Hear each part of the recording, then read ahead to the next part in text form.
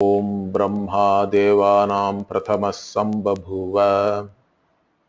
Om Brahma Devanam Prathamas Sambabhuva Vishwasya Karta Bhuvanasya Gopta.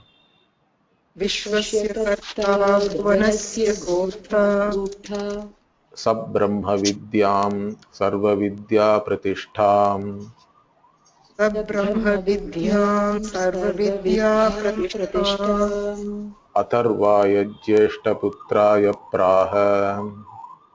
Atharvaya Jyeshta Putraya Praha. So we got introduced to the Shanti Mantra. Now we'll go to the first verse in the Upanishad. The Upanishad starts with Om. So normally any work, let us say in India, we start with a puja, correct? Or we start with a prayer.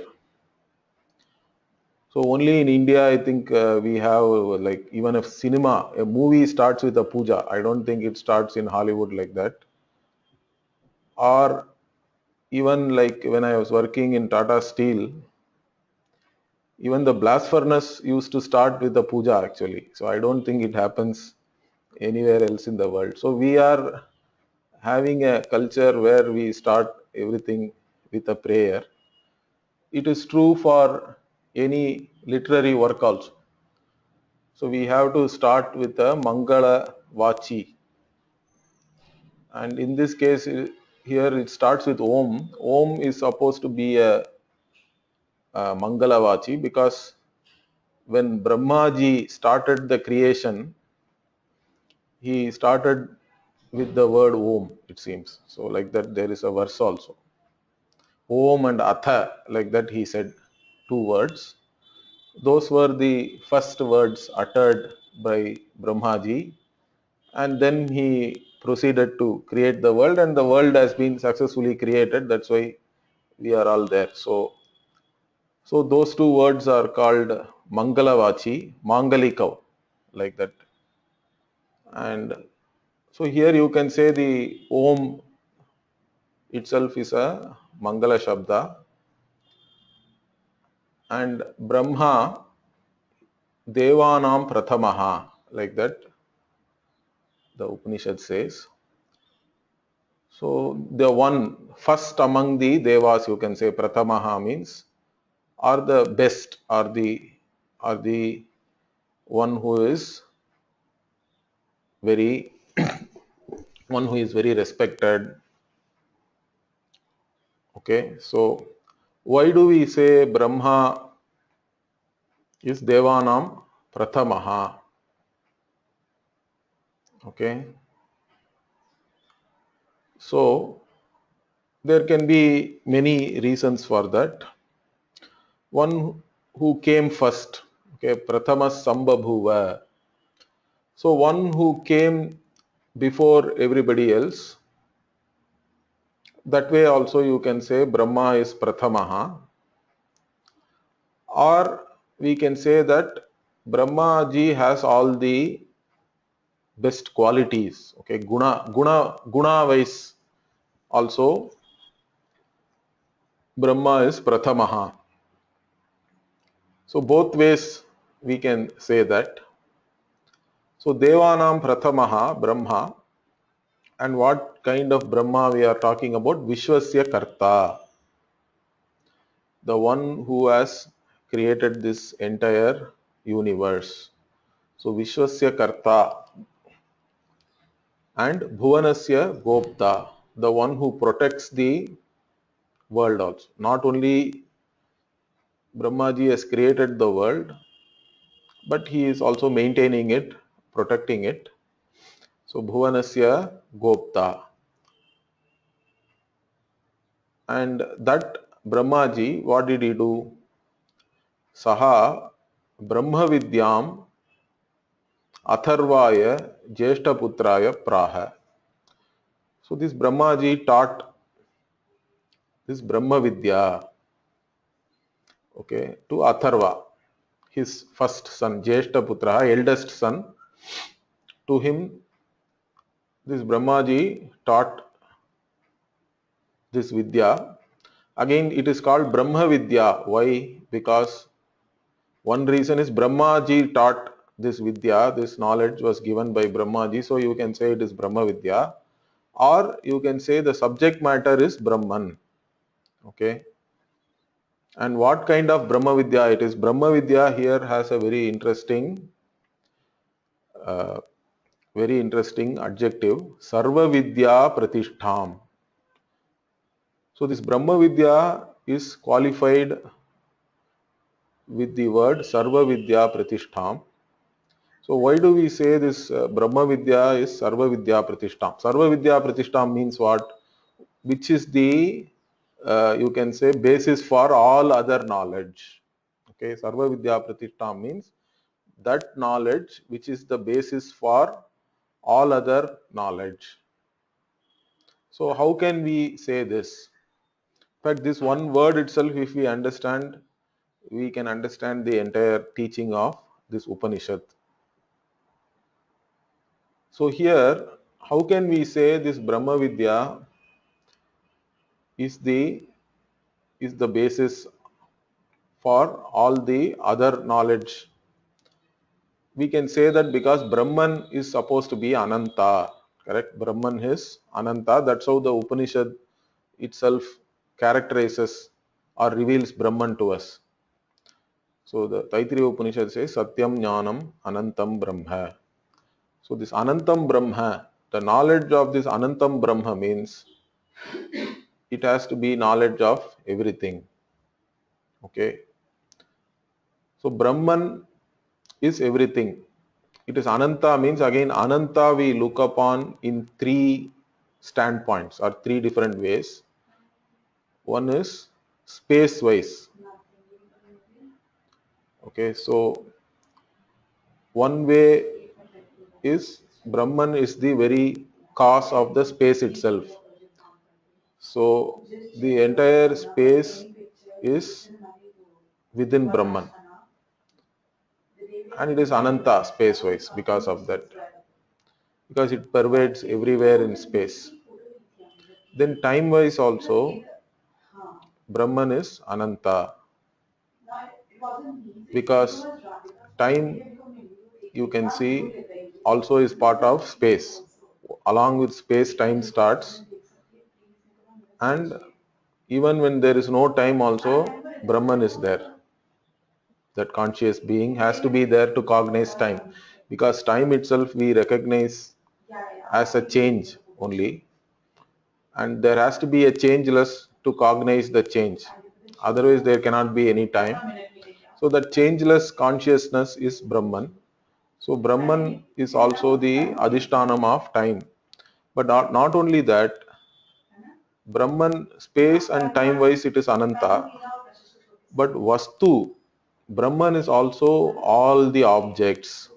Okay, Brahman is also all the objects. How do we understand this? But it is not any one object. Understand this. If you take the meaning of apple, let us say you say apple, means the word apple denotes a particular object, apple, and we know what it is. And by denoting one particular object, it is also excluding all other objects. So as soon as I say this is apple, we know that this is not orange or this is not mango. So the meaning of a word actually eliminates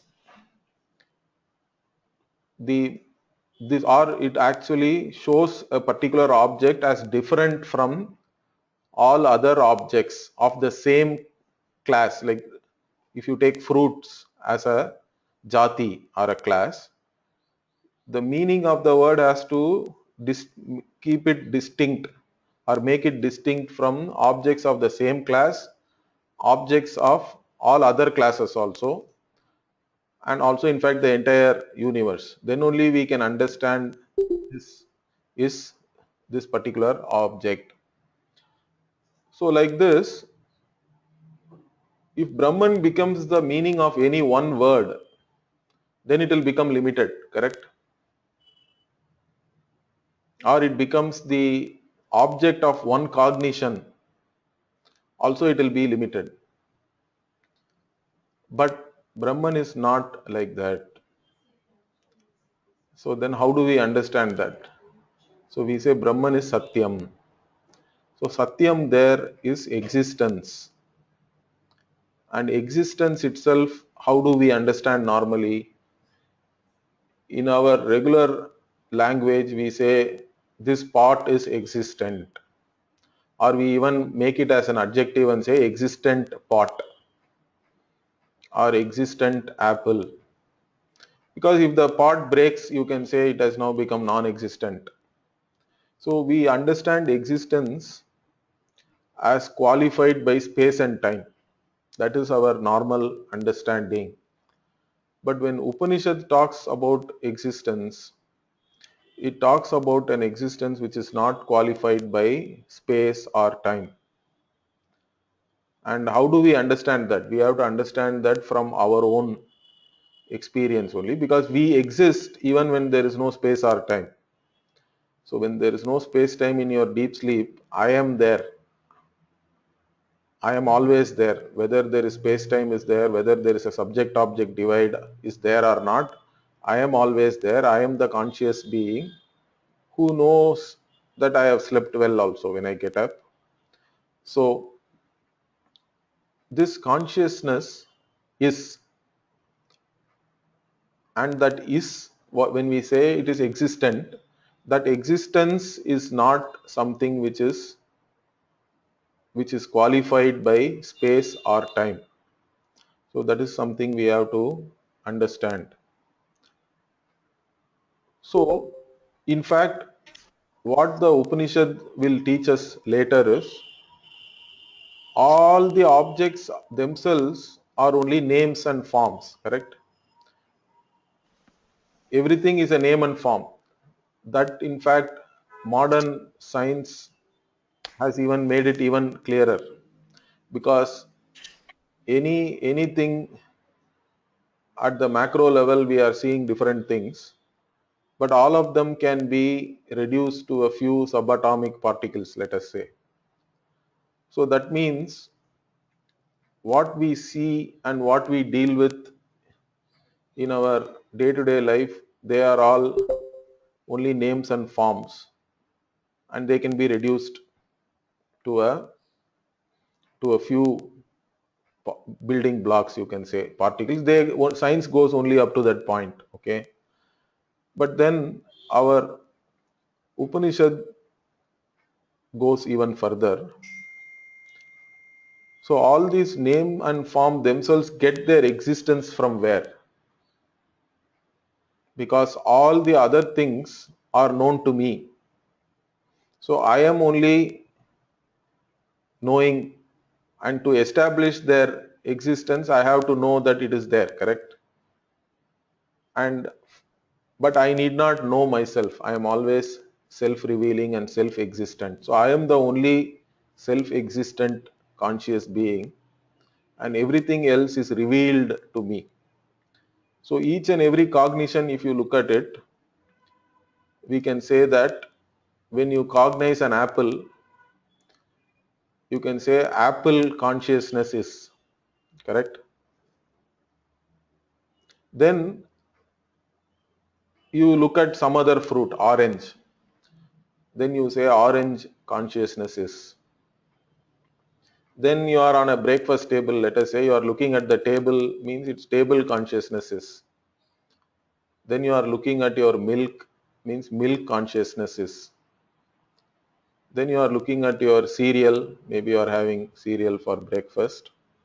So you can say cereal consciousness is. So in all these things, what is unchanging is consciousness is the invariable. The names and forms are changing. Apple is changing, orange is changing. So these names and forms change in every cognition, but consciousness is the invariable. In fact, the isness or the existence itself is given by this Brahman or Atman, and that is the unchanging and invariable presence in every cognition. So that is the real Satyam. Okay, that existence is the Satyam, means Satyam is defined in a particular manner. We say Trikale api tishtati ite Satyam. That which is always there, unchanging, is only known as Satyam. Everything else we call Mithya. So Mithya means that which has a dependent existence is called Mithya.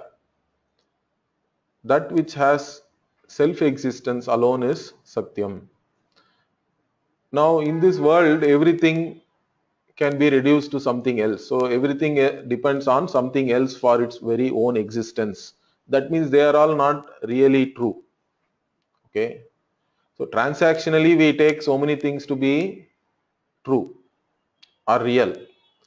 But when you analyze that, so if you take a gold jewelry, so bangle is there, and then you also have a chain, you have a ring.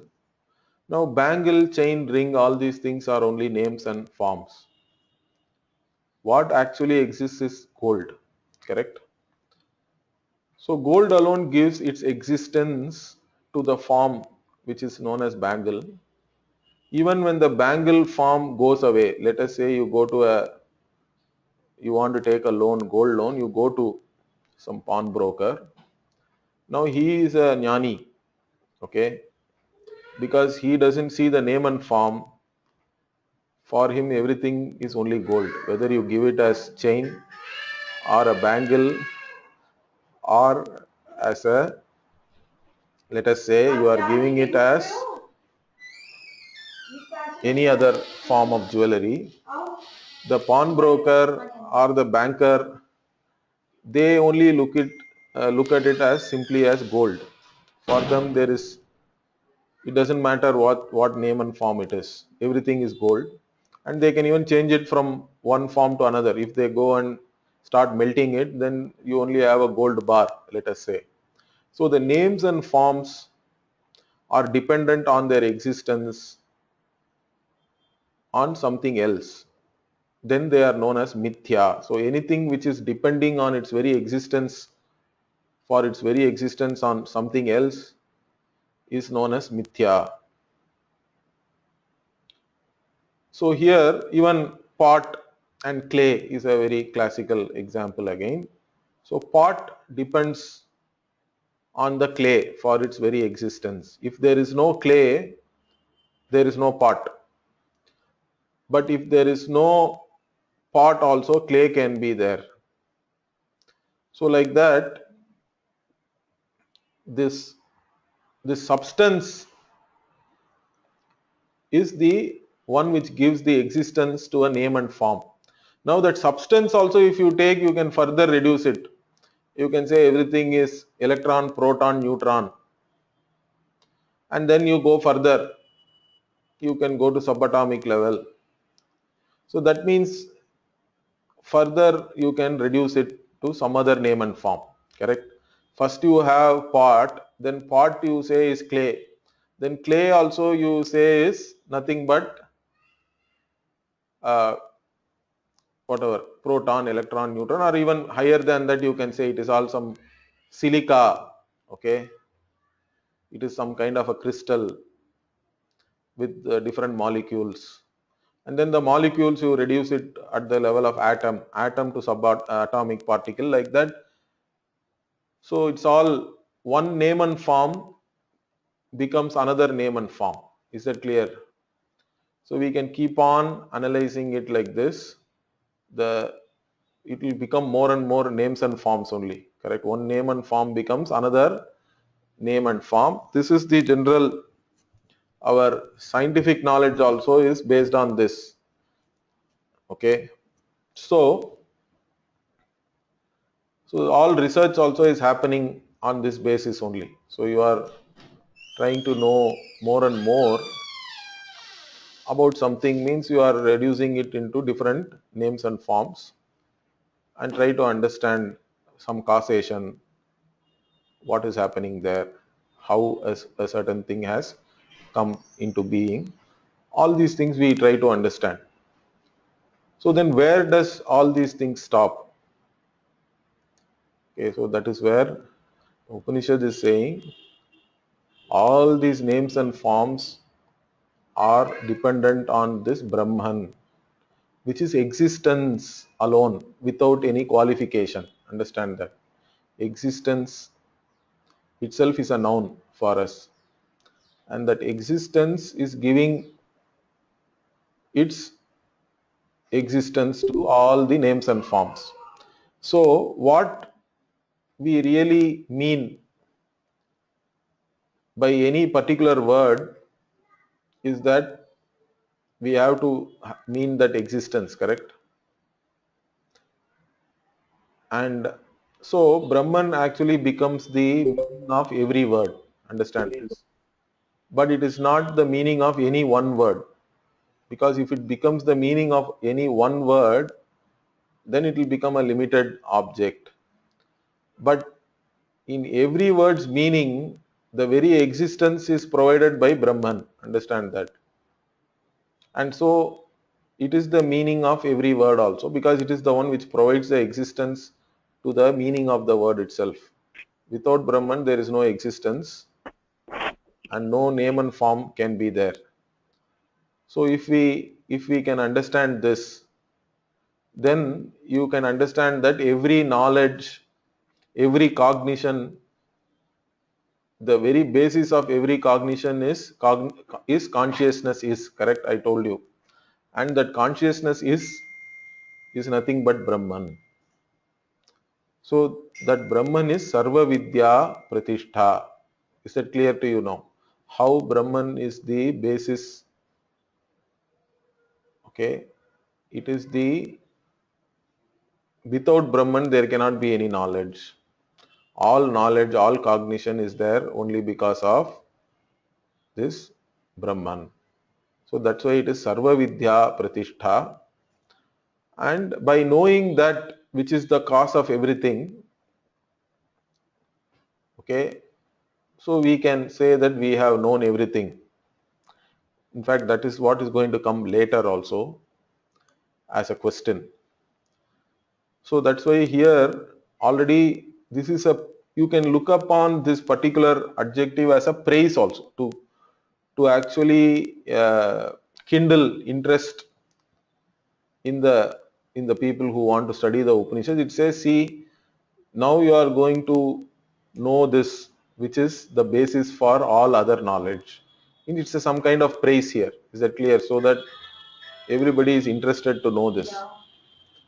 So that is the kind of knowledge which Brahmaji gave to Atharva. Okay. And Atharva is the eldest son of Brahmaji. Okay. Then what happened? So that we will see. Atharvane yam pravadeta Brahma. Okay, this you can also chant. Atharvane yam pravadeta Brahma. अथर्वणेयां प्रवदेत Brahma धर्मो अथर्वा ताम पुरोवाचांगिरे ब्रह्म विद्याम सर्वातां पुरोवाचांगिरे प्रोवाच पुरोवाचा अंगिरे. Okay, Angiras. Angire. Angir is the person. So Angire Purovacha Brahma Vidyam. Okay, Atharva Tam Purovacha Angire Brahma Vidyam.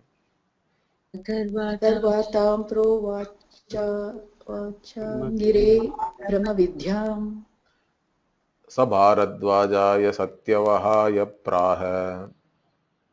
भारद्वाजाय सत्यवाहाय च Satyavahaya Praha. सत्यवहाय प्राह Bharadvajo Angirase Paravaram. भारद्वाजो अङ्गिरसे परावराम् So here again, see, you can see the sampradaya and the parampara is shown here. Brahmaji taught Atharva, then Atharva taught it to Angir. Okay. So whatever Brahmaji told to Atharva, that also it says, Yam Brahma Pravadeta Tam Atharva Angire Purovacha. Correct? Brahma Atharvane Pravadeta. Whatever Yam means, whatever was taught by Brahmaji to Atharvan. Okay, that was taught by Atharva to Angir. So Angir is a rishi here again, and that Brahma Vidya was taught by Atharva to Angir. And then what did he do? This Angir then taught this same Brahma Vidya to Bharadwaja. So Bharadwaja means Bharadwajasya apatyam, you can say Bharadwaja, one who has come in the clan of Bharadwaja. Okay, so Bharadwaja is again a rishi, and Satyavahaya also. So Satyavahaya. So the Satyavaha, who is of the Bharadwaja Gotra, you can say, and to him this Angir taught the same knowledge, Praha. And what did Bharadwaja do?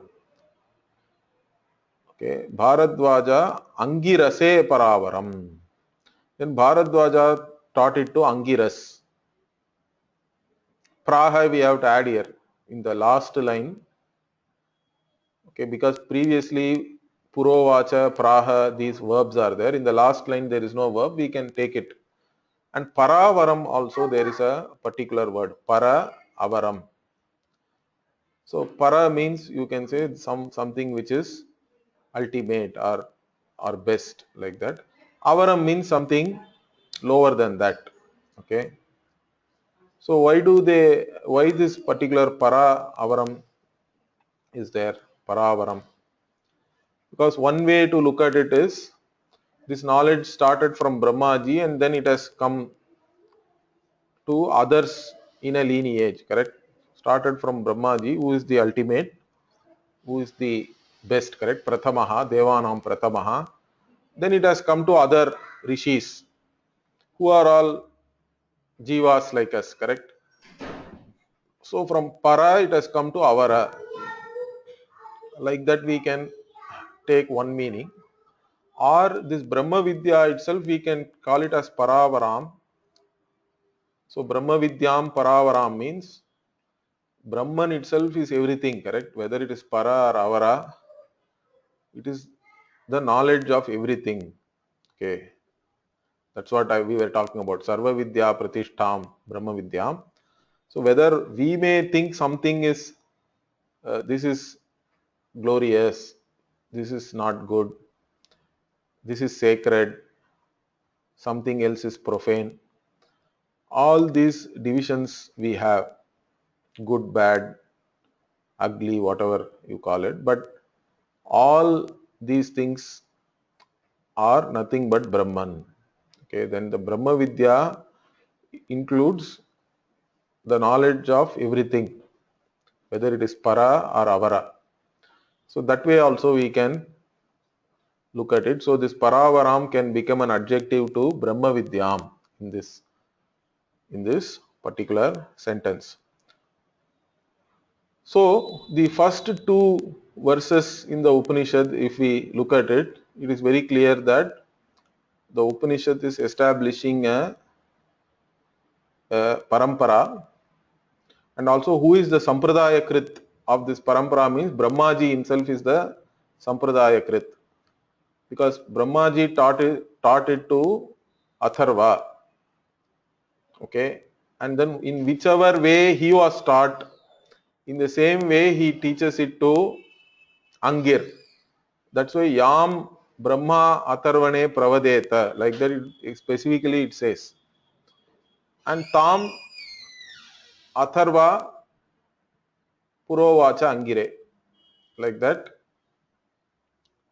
So Brahma Atharvane Yam Pravadeta Tam Atharva Angire Purovacha Tam Brahma Vidyam Purovacha, like this. So that means there is a teaching methodology and also there is a lineage which has been started and which is coming from one teacher to his student.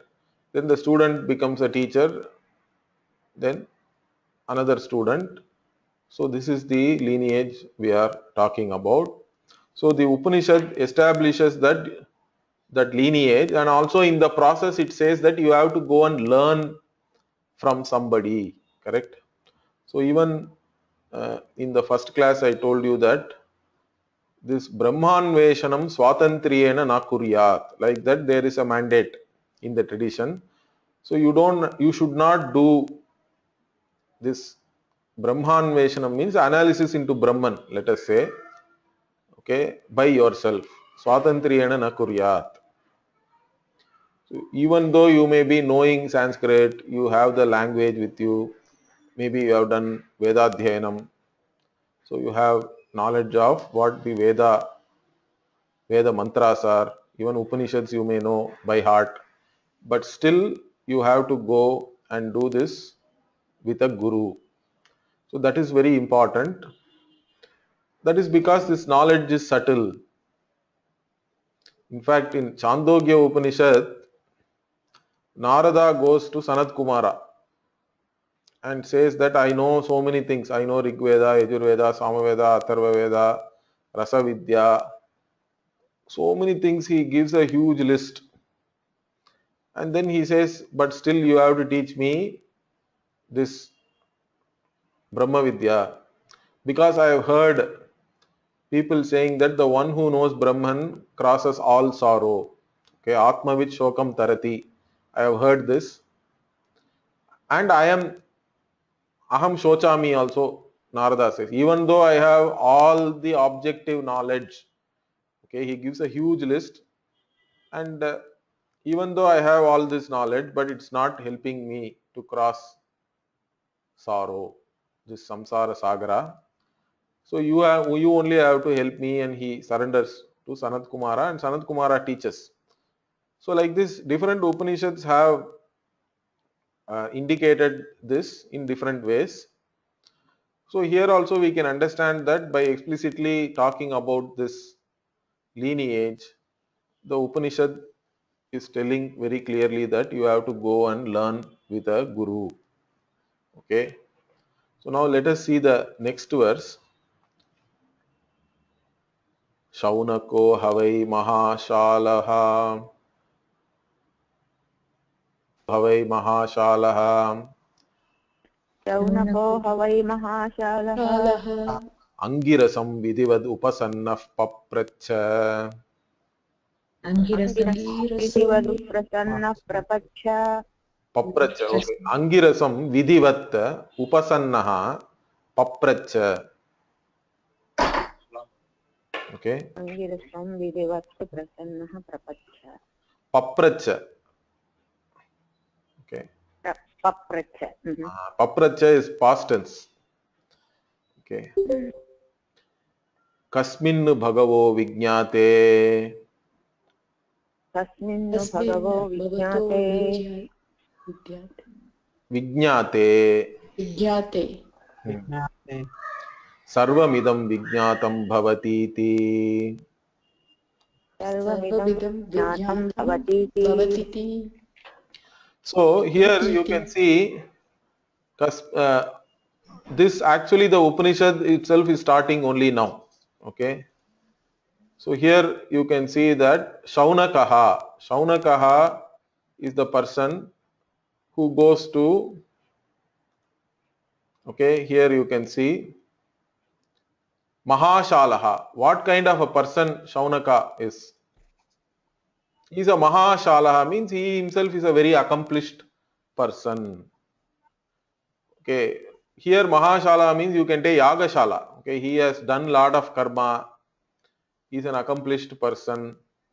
Okay, he has a big Yagashala. He has done different things in his life already. And then this Saunaka, what he does, he goes to Angiras.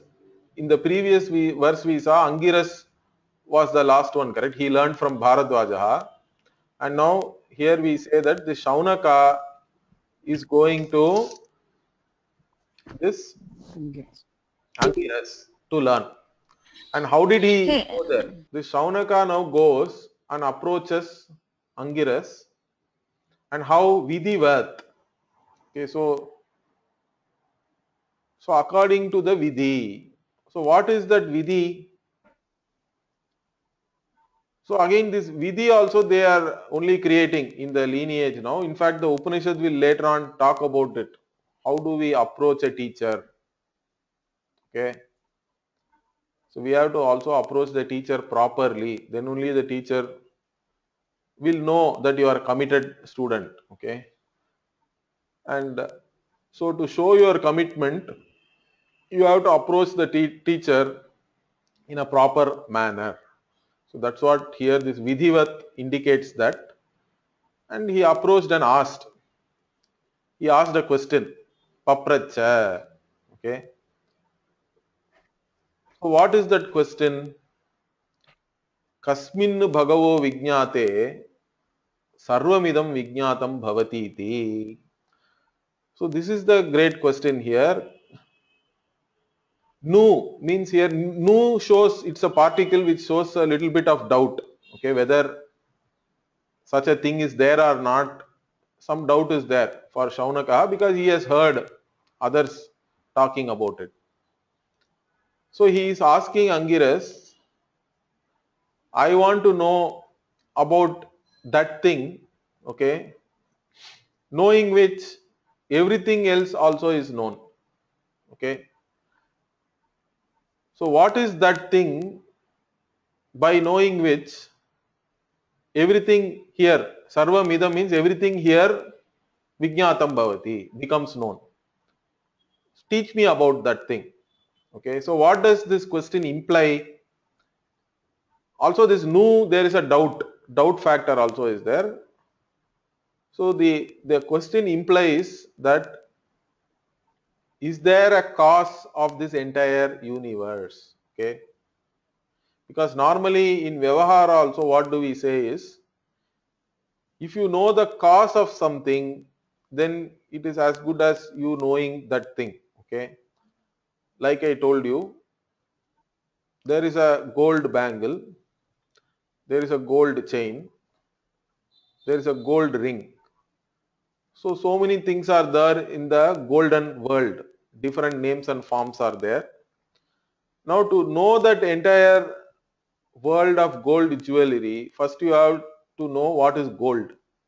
If you know the nature of gold, then you have known all that is made of gold. Is that clear? Because the other things really do not count because they are only names and forms. What is the substance is only gold. Gold only gives its very existence to names and forms like chain or bangle.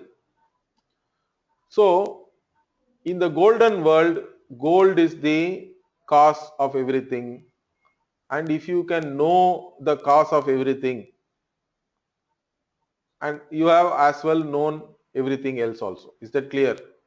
So that is the implication of this question. But whether such a cause is there or not also, there is some doubt. That's why this particle nu also is here. Correct? So kasmin bhagavo vijnate sarvamidam vijnatam bhavati. So this is what I was actually telling you. Even in the previous verse, in the first verse itself, Sarva Vidya Pratishtham. Brahma Vidya is Sarva Vidya Pratishtha, like that. It was talked about. The same thing is coming here in the form of a question. So by knowing which I want to know everything else. So teach me about that object by knowing which I will know everything else. So that is the question of the student. That means teach me about the limitless, correct? That's what we are talking about here. Because if you know the limitless, you have as well known everything in this limited world. Because what we cognize as this limited world is nothing but names and forms.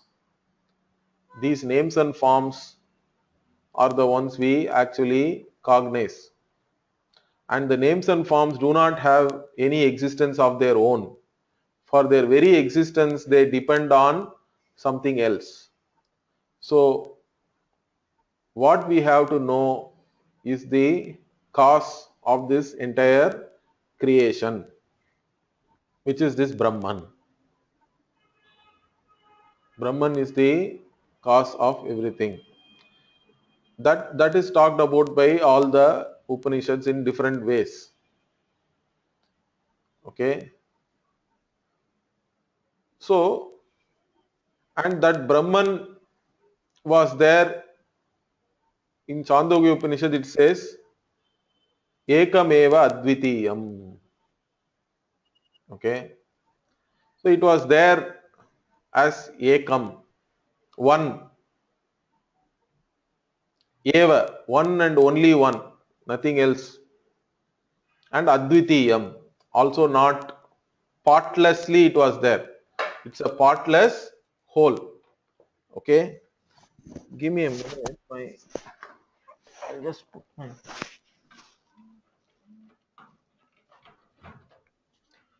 So this Brahman is there as a partless whole. That is the important thing to understand. And that Brahman, if we know, because that is the cause of everything, even before space and time were there, Brahman alone was there. Okay. And from that Brahman came Akasha. That is the Taittiriya Upanishad. And from Akasha came Vayu. From Vayu came Agni. And from Agni we have Apaha, which is like waters. And from all these waters, Apaha, came Prithivi. And from Prithivi came all these plants, Oshadhi. And those plants become food, correct? They only produce food. All animals eat plants or other animals which eat plants. So Oshadibhyaha Annam, Annat Purushaha. From this food, Anna only, these people are also there. Like this, there is a Srishti Krama is there. Now in this, understand one thing. So the Srishti Krama establishes that everything in this physical world is nothing but Brahman. Then what about our mind? What about the mind, which is the Antakaranam, which is the Sukshma Sharira, as we say? What about that? Sukshma Sharira also is from the same Akasha, Vayu and all, because when we talk about these Panchabhutas, the Stula Panchabhutas are there, and the Sukshma part of them also is there. And in that we say that there is a particular creation model called Panchikaranam. Okay, maybe sometime later we'll discuss that in more detail.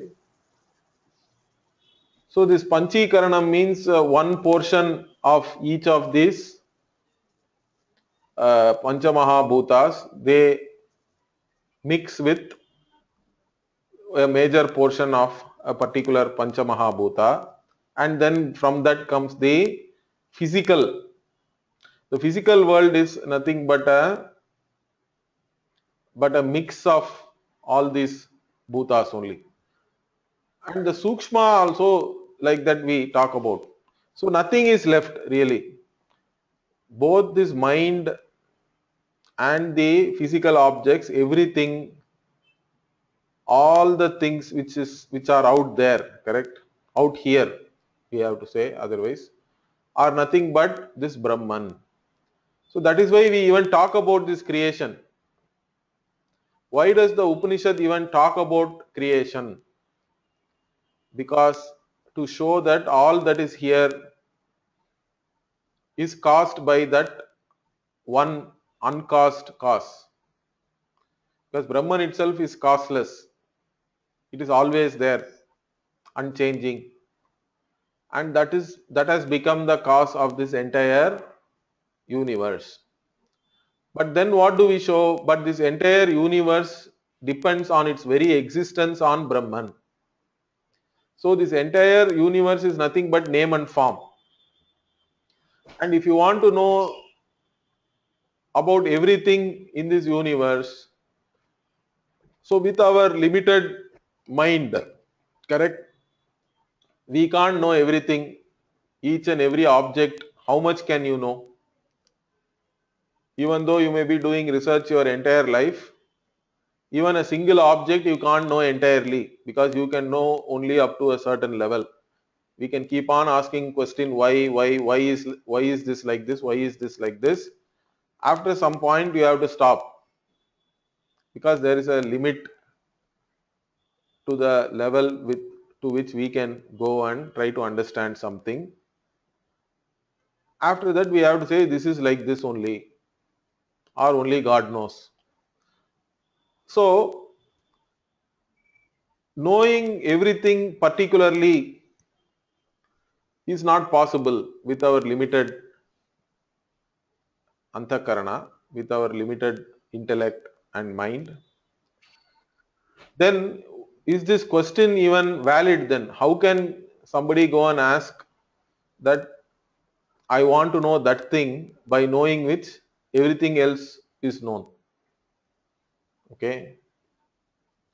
So the only way this can be understood is if you know the cause, you have as well known all the things which are being caused by that. And here the cause is different. Understand this. It is not something which has changed. See, you can even raise another objection here. Okay, you can say milk became curd, correct? Milk is the cause for curd. But curd is different, milk is different. So you cannot say by knowing milk I know curd. So like that there can be an objection. That is why we say here it is not, the cause itself is not a parinami upadana karanam. Okay, it's not a cause which changes itself. So we are talking about what is known as vivarta karanam. Vivarta karanam means it doesn't change its nature. Without changing its nature, it has become this entire world. Like the gold becomes a bangle or a ring or a chain. So the gold does not lose its goldness while becoming the chain or bangle or ring. Gold remains as gold, okay, and still becomes a chain. So in that case, if you know the gold, then you have as well known the golden chain, because gold is the real substance. Gold is the one which gives the very existence to the golden chain. So in the same way, this entire creation is caused by this Brahman. Okay? And by knowing that Brahman, I have as well known this entire creation. That is the only way we can become a Sarvajnaha. Okay, by knowing the cause, which is the cause of everything which we see here, and seeing that also. This is what we say, correct? There are sayings in different languages in India. Okay, when you see the dog, there is no stone, and when you see the stone, there is no dog. Like that, there is a particular saying in Tamil. So what do we mean by that? So if you see the sculpture, stone sculpture of a dog, an ajnani or a child may mistake it to be a real dog. So when you look at it as a dog, maybe they have sculpted it as a ferocious dog, let us say, you can be afraid because you are looking at the name and form and taking it as real. But if you look at it as only stone, then there is no dog anymore, correct? You are looking at it only as the cause. The effect is immaterial. Whether it is a stone dog or stone something else, stone elephant, let us say, it doesn't really matter to you because you are looking at that only as stone. As stone, every stone is the same, let us say. Okay, you know the nature of that particular stone means then you know the nature of everything which is made up of that stone. So that is what this question implies, that there has to be a cause which is the cause of everything. Okay, and that cause itself is a vivarta karanam also. The cause has not changed in becoming this world. Understand that. So that means this world is nothing but a collection of names and forms only. What we are encountering as a world, okay, is nothing but mithya, because for its very existence, each and every object depends on something else. And finally, if you reduce all those things, what we will arrive at it is it depends on consciousness, because consciousness alone cognizes everything. Even while cognizing something, only consciousness is. The names and forms keep on changing. Consciousness is that is invariable, and that invariable consciousness, if you know that as the cause of everything, and further you know that it is not different from you, correct? It is you. That consciousness is you. I am that consciousness from which consciousness all this entire world has come about. Okay. So, in fact, there is even a shloka and all that. Okay. So, ahameva sarvasya karanam. Like that we do, nididhyasanam also is there. So, I am the cause of this entire creation. Even Bhagavan also says, correct, in Bhagavad Gita, he says, aham adischa madhyancha bhutanam anta evacha. Like that, Bhagavan says, I am the beginning and I am the aham adischa madhyascha. I am the in between state and I am also at the end. Bhutanam anta evacha. Ahamatma gudakesha sarva bhutashaya stitaha. Also Bhagavan says. So I am the one who is sitting in everything as its very own Atma itself. So sarva bhutashaya stitaha Atma aham, and that consciousness is me. And by knowing that, it is as well that you have known everything else, because everything else doesn't have any reality compared to that.